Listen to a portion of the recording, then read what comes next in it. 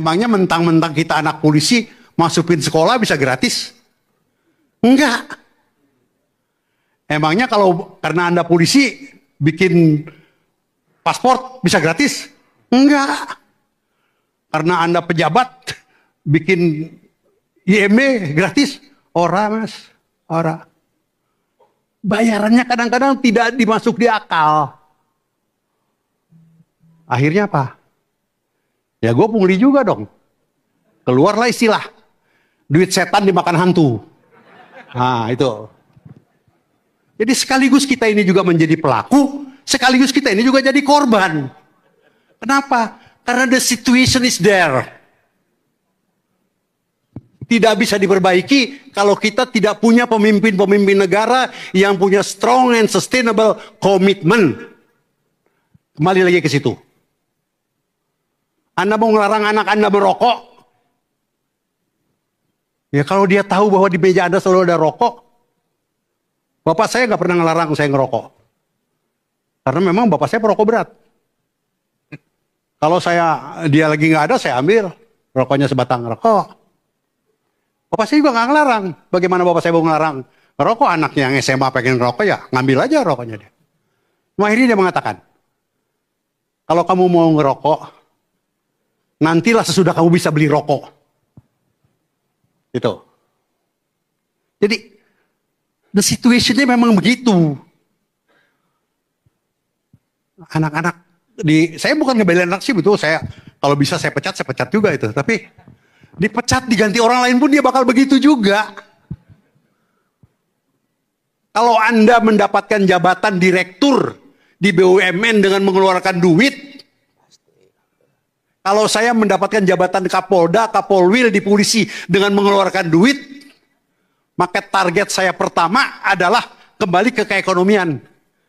Return of investment. Bagaimana gue mau mengembalikan modal gue dong? Iya apa iya? Kalau Anda untuk menjadi anggota DPR habis 5 miliar, maka pasti target Anda adalah selama jadi anggota DPR mengembalikan modal yang 5 miliar. Betul apa betul? Yang kuat. Betul kan? Kalau Anda jadi wali kota menghabiskan 40 miliar, maka yang Anda cari adalah bagaimana mendapatkan 40 miliar selama 5 tahun ditambah 40 miliar lagi. Karena Anda masih akan nyalon untuk periode berikutnya.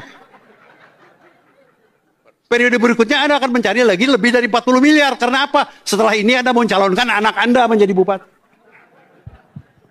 Dalam sebuah sistem yang korup seperti itu, tidak mungkin kita bisa mendapatkan kepala daerah, anggota DPR, dirut BUMN, ketua KPK, yang juga bisa memberhentikan korupsi. The circumstances is there. Lingkaran setannya harus berani yang mutus. Yang bisa mutus itu cuma 2 orang. Presiden dan Ketua Mahkamah Agung kalau memiliki komitmen yang kuat. Itu. Ketua Mahkamah Agung, 2 aja. Hukum mati dan dimiskinkan.